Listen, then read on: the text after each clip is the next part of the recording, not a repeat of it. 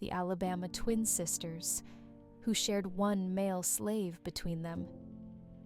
If you drive through the cotton fields of Lowndes County, Alabama, you'll see nothing but miles of black soil and the scattered remains of old plantation houses.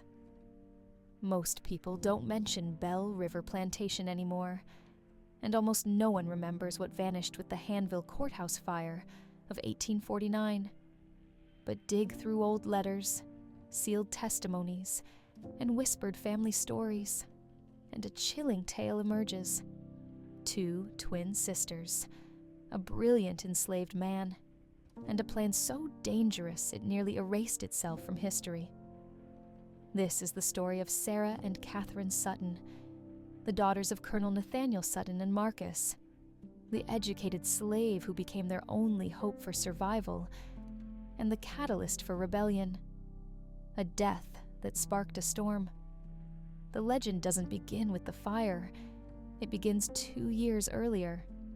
Colonel Sutton, plantation owner, self-proclaimed scientist, and a man obsessed with improving humanity, was found dead in his study in 1847. Heart failure, they said. Poison, whispered others. He never married, but he purchased a woman named Ruth, a slave of uncommonly fair complexion, and fathered twin daughters, Sarah and Catherine. He raised them in luxury, but never freed them, keeping them as property, not family. The twins grew up isolated, educated, and utterly controlled, learning early that survival meant absolute obedience and secrecy. When Ruth died in 1839, the colonel's grip tightened. He installed locks on their bedroom doors, demanded weekly reports on their thoughts and dreams, and tested them with cruel mind games. He saw his daughters as both heirs and experiments, and kept meticulous records of every aspect of their lives and the lives of the 63 enslaved people who worked his land, the will that caged them. On February 3rd, 1847, Colonel Sutton was found dead in his study.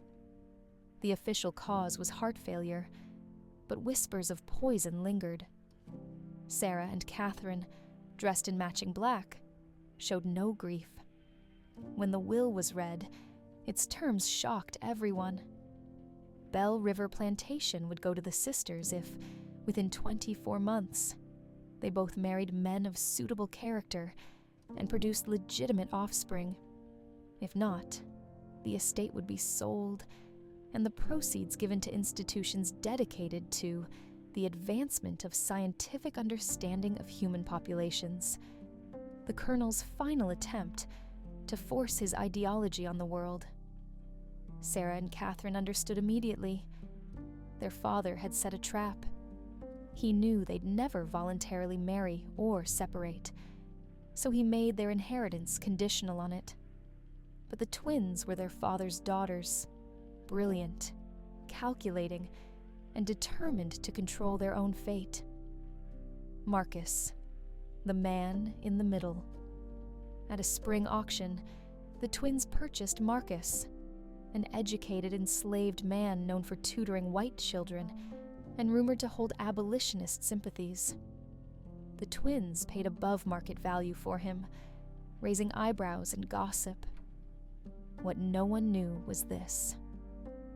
Marcus had been documenting the hidden brutality of plantation life for years, hiding his notes in a hollowed-out Bible.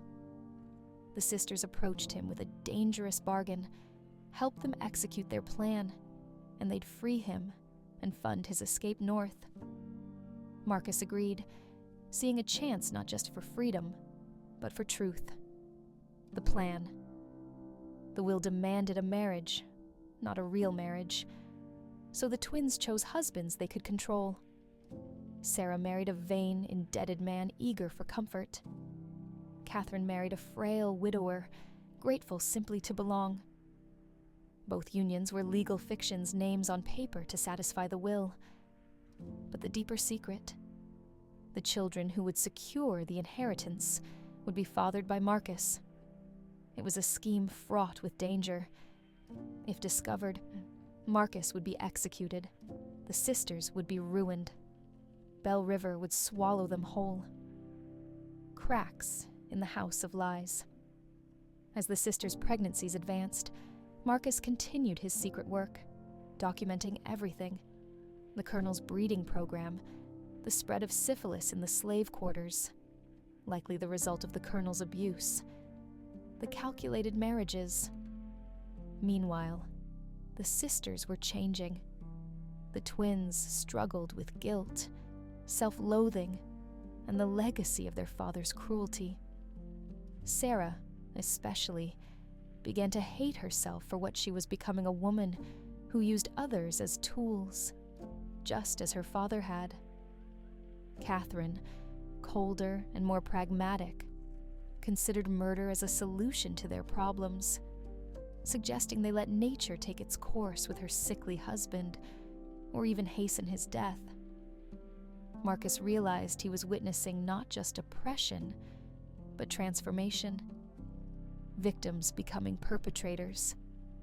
Marcus, caught between survival and conscience, realized he was documenting not just the colonel's crimes, but the transformation of the sisters themselves, from victims to perpetrators, from daughters to weapons.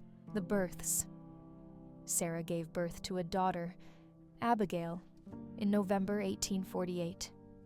Catherine followed in December, naming her child Ruth after their mother. The births fulfilled the will's conditions, and the estate was transferred to the sisters.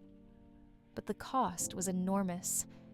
The twins had won, but at the expense of their innocence, their unity, and their sense of self. Marcus, true to their bargain, was manumitted and given funds to escape north.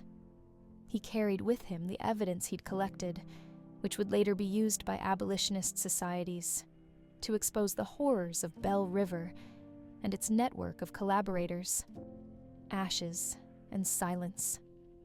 Before leaving Alabama, the twins sold Bell River, manumitted several key people, and arranged for the rest to be transported to free states. On October 15th, 1849, the Hanville courthouse burned to the ground. 3 bodies were found in the basement, chained to the walls. The investigation concluded it was an accident, but most county records, property deeds, marriage certificates, probate documents were lost. Anyone trying to trace Bell River's history would find only ashes and silence.